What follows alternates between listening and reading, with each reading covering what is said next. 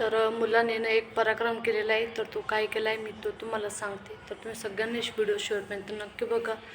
आणि मग मी जो काही डिसिजन घेतला तर तो योग्य घेतला का नक्की मला कमेंट करून सांगा. तर मुलांनी काय केलं माहिती आहे का, एक तिचा मित्र आहे, म्हणजे तो असेल 6वी-7वीला असेल तो मुलगा, आणि माझा मुलगा तो 4थीला आहे बरं का. तो एक जो मुलगा तो 6वी-7वीला आहे आणि एक मुलगा तो 4थीला आहे. आणि त्याच्यानंतर एक मुलगा 2रीला का 3रीला आहे, म्हणजे दोन दोन मुलं 2री-3रीला आहे आणि एक मुलगा म्हणजे जसं माझा मुलगा 4थीला आहे आणि एक मुलगा 6वी-7वीला असेल तो. तर ह्या चौघांनी मिळून माझ्या वाड्यामध्ये एक सायकल होती. तुम्ही भरपूर वेळेस कधी एखाद्या वेळेस बघितली असेल. तर ती सायकल मला कशी कपडे टाकायला किंवा कसे आपलं थोडे जे किचनचे कपडे असतात आपण ते धुवून त्याच्यावर वाळू घालू शकत होतो.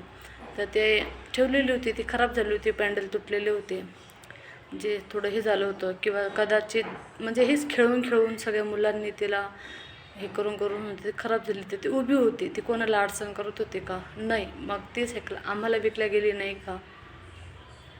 तर माझ्या मुलाने ना 1-2 वेळेस मुलांकडे घेऊन म्हणजे असं म्हणजे घरासमोरच घेऊन गेला आणि म्हणत होतं की आपण तिला चांगलं करू, रिपेअर करू, हे करू ते करू.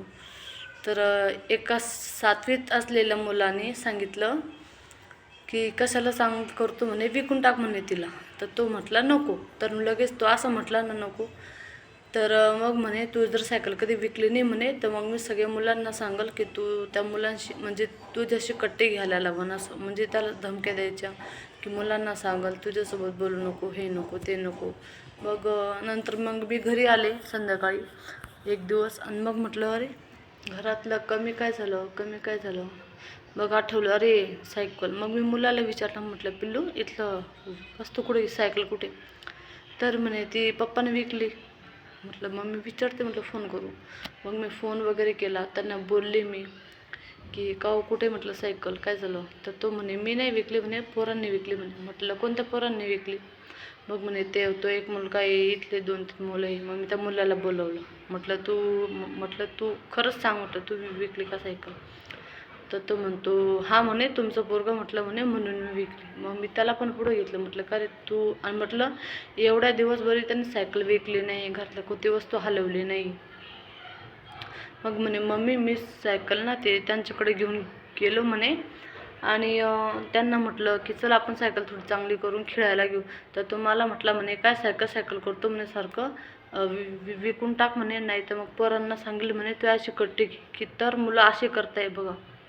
तर एवढं प्रकरण झालं. तरी मी म्हटलं जाऊ दे, भंगार होती, वेस्ट होती, आपण विकले काय आणि त्यांनी विकले काय. पण मग असं करणं योग्य होतं का मला तुम्ही सांगा. असं हे कोणाची वस्तू विकणं, ती भंगार असो चांगली असो, नको हात लावायला, नको. तरी मी ही गोष्ट झाली तरी त्या मुलाच्या आईवडिलाच्या कानावर टाकले नाही. म्हटलं नको उगाच त्याला मारतील किंवा ओरडतील. मग मी समजा नॉर्मली होती तर काही बोलले नाही.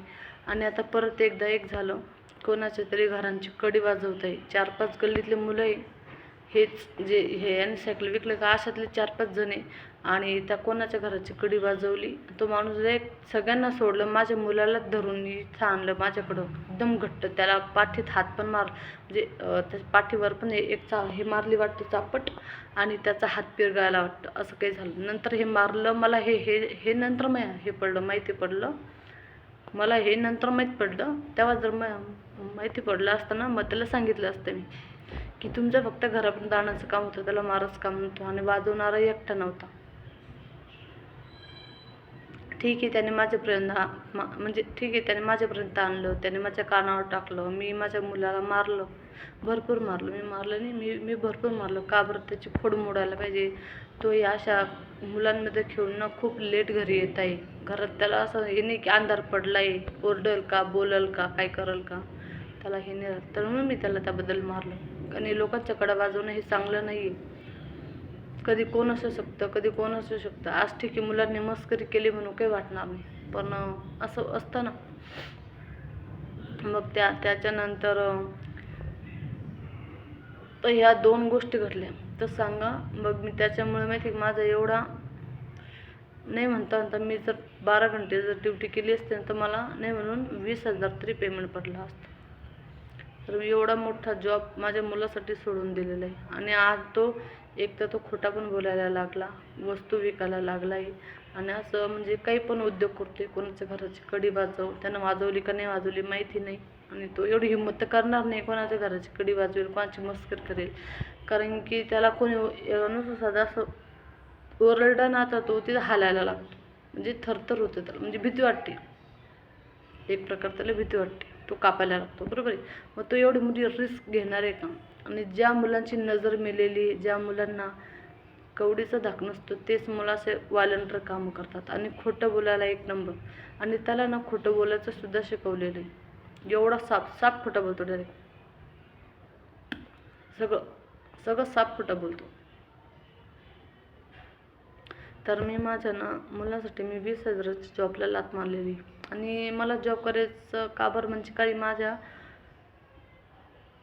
काही निर्णय आम्हाला ते घ्यायचे, त्याच्यासाठी मी जॉब करत होती. नंतर मला काही गोष्टींचा विचार नसताना तर मी जॉब मी 1 रुपयाला सुद्धा हे करत नाही. आणि कसं आहे, ज्याचं घर त्यालाच माहीत राहतं, ज्याच्या अडचणी त्यालाच माहीत राहत्या, बोलणाऱ्याला काही जात नाही. ज्याचे दिवस त्यालाच माहिती आहे. बरोबर आहे. तर अशी गोष्ट आहे. तर मी माझ्या मुलासाठी जो काही चांगला विचार केला होता, तर त्या सगळ्या चांगल्या विचारावर पाणी फिरलेलं आहे.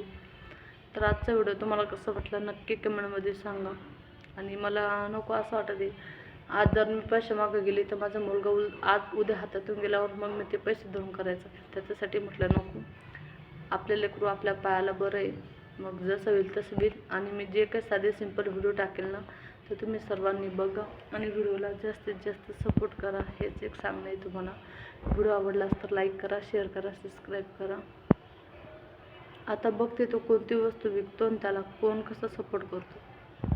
आणि एवढं झाल्यावर पण त्या मुलाच्या आईवडील त्याला एक शब्दसुद्धा बोलले नाही की हे काय करून ठेवलं, आणि तू नसतं केलं तर हे तुझं नाव आलं असतं का, असं म्हटलं सुद्धा नाही. एवढे कसे आईवडील हे काय माहिती, देव जाणे.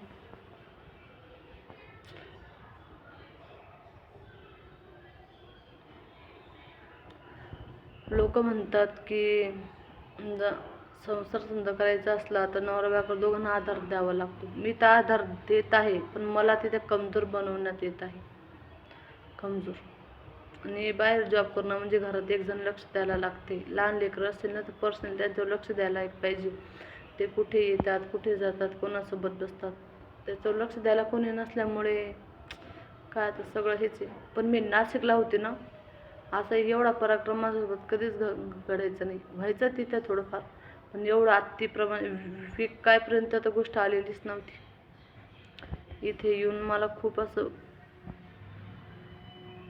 वेगळंच हे होते.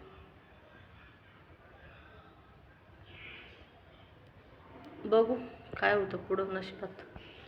तर चला, व्हिडिओ कसा वाटला नक्की कमेंटमध्ये सांगा. व्हिडिओ आवडल्यास लाईक शेअर सबस्क्राईब. तर बाय बाय.